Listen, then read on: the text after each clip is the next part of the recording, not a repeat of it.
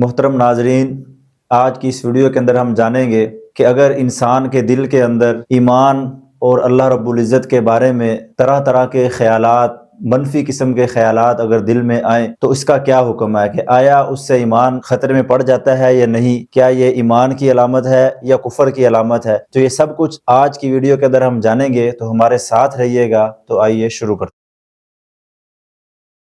مولانا صاحب، اکثر لوگ یہ سوال کرتے ہیں کہ ہمیں پہلے دین کو پڑھنے کا شوق نہیں تھا، لیکن جب ہمارے دل کے اندر دین اور اسلام کے بارے میں شوق پیدا ہوا اور ہم نے اسلام اور دین کو پڑھنا شروع کیا تو ہمارے دل کے اندر طرح طرح کے خیالات پیدا ہونا شروع ہو گئے اللہ رب العزت کے وجود کے اوپر، اور ایسے ایسے خیالات پیدا ہونا شروع ہو گئے کہ اس کو زبان پر لانا تو درکنار، اس کو سوچنا بھی جو ہے وہ انسان جو ہے وہ سوچنے سے ہی کتراتا ہے۔ مثال کے طور پر کہ فلسطین کے اندر مسلمان 1 سال سے زائد کا عرصہ ہو چکا ہے کہ ظلم کا شکار ہے، نہتے مسلمانوں پر جو ہے وہ بمباری کی جا رہی ہے، چھوٹے چھوٹے بچوں کو جو ہے وہ شہید کیا جا رہا ہے، ہسپتالوں کے اوپر جو ہے وہ بمباری کی جا رہی ہے، تو وہاں پر نہ بچے محفوظ ہیں، نہ عورتیں محفوظ ہیں، نہ بوڑھے محفوظ ہیں، نہ گھر محفوظ ہیں، نہ ہسپتال محفوظ ہیں۔ تو اس سب ظلم کے باوجود اگر مسلمان حق پر ہے اور اللہ رب العزت موجود ہے تو اللہ رب العزت ان حق والے مسلمانوں کی مدد کیوں نہیں کرتا؟ اور اس طرح کے بہت سے خیالات ہیں، ان خیالات کا کیا حکم ہے اور ان خیالات کے آنے پر ہمیں کیا کرنا چاہیے؟ نحمدہ و نصلی علی رسولہ الکریم،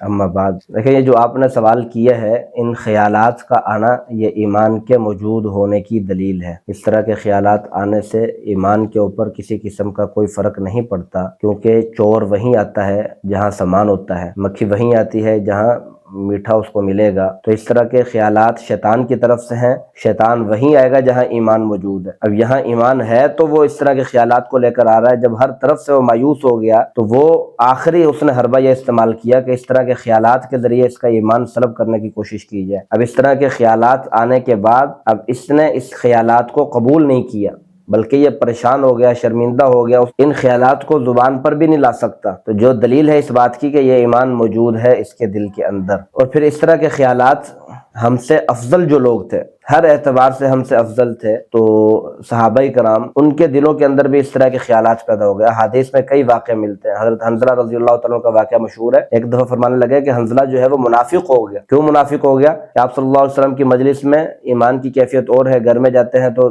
ایمان کی کیفیت اور ہوتی ہے۔ تو اب آپ صلی اللہ علیہ وسلم سے جب پوچھا تو آپ صلی اللہ علیہ وسلم نے فرمایا فذاک صریح الایمان، یہ تو صریح ایمان ہے، یہ خیال دل میں پیدا ہو جانا تو صریح ایمان ہے۔ لہٰذا اس طرح کے خیالات سے پریشان نہیں ہونا چاہیے۔ باقی رہی جو آپ نے فلسطینیوں کی بات کی ہے کہ ابھی تک اللہ کی مدد کیوں نہیں آ رہی اور وہ کیوں آزمائش کے اندر مبتلا ہے، تو اس کے بارے میں یہ بات ذہن میں رکھیں۔ اللہ رب العزت نے قرآن مجید میں ارشاد فرمایا ہے ام حسبتم ان تدخلوا الجنۃ ولما یأتکم مثل الذین خلو من قبلکم، کہ کیا تم نے یہ گمان کر لیا کہ تم جنت میں داخل ہو جاؤ گے آزمائش کے بغیر جو پچھلی امتوں کے اوپر آزمائش آئی۔ اور اسی طرح فرمایا مستهم البأساء والضراء وزلزلوا حتى يقول الرسول والذین آمنوا معه متى نصر اللہ۔ اب وہ پہلی امتوں کے اوپر کون سی آزمائشیں آئیں؟ پہلی امتوں کے اوپر ایسی ایسی آزمائشیں آئیں، ان کے رسولوں کے اوپر آزمائشیں آئیں، ان کے ایمان والوں کے اوپر آزمائشیں آئیں، اتنی آزمائشیں آئیں کہ پیغمبر بھی اور ان کے ساتھ جو ایمان والے تھے وہ بھی بول اٹھے متى نصر اللہ، اللہ کی مدد کب آئے گی؟ اللہ رب العزت نے پھر جواب دیا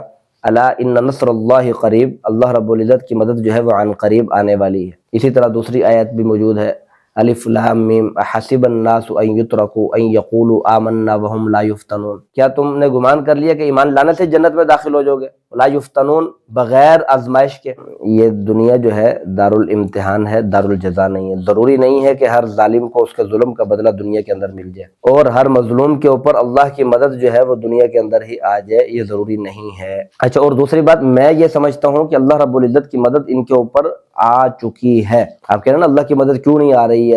اللہ رب العزت کی مدد ان کے اوپر آ چکی ہے۔ دیکھیں، ایک طرف فلسطین اور غزہ کے مسلمان اکیلے ہیں، کوئی عرب کوئی عجم ان کا ساتھ دینے کے لیے تیار نہیں ہے۔ ایٹمی طاقتیں ہونے کے باوجود ہمارے مسلمان حکمران جو ہے وہ خاموش بیٹھے ہوئے ہیں، ان کی مدد سے کتراتے ہیں۔ کسی ایک ملک نے بھی ابھی تک جو ہے وہ واضح طور پر ان کی مدد کا اعلان نہیں کیا۔ دوسری طرف اسرائیل ہے، عالم کفر پورا اسرائیل کی حمایت کر رہا ہے، طرح طرح کے ہتھیار، طرح طرح کی جو ہے وہ ٹیکنالوجی ان کے پاس ہے، اور مسلمان بیچارے نہتے ہیں، اور مسلمان ابھی تک جو ہے وہ 1 سال کے قریب ہو چکا، ابھی تک پیچھے نہیں ہٹے، اتنی شہادتیں ہونے کے باوجود ابھی تک ان کے مقابلے میں کھڑے ہوئے ہیں، اور دوسری طرف جو ہے وہ عالم کفر ابھی تک اپنے عزائم کے اندر کامیاب نہیں ہو سکا۔ تو لہٰذا یہ اللہ رب العزت کی طرف سے واضح مدد ہے، ہمیں مایوس نہیں ہونا چاہیے، ہمیں اپنے مسلمان بھائیوں کے لیے دعائیں بھی کرنی چاہیے، اور دعاؤں سے بڑھ کر جو ہے وہ ان کی ضروریات کا بھی خیال کرنا چاہیے، اور ہمارے حکمرانوں کو اللہ ہدایت نصیب فرمائے کہ ہمارے حکمران جو ہے وہ واضح طور پر جو ہے وہ ان کی حمایت کا اعلان کریں۔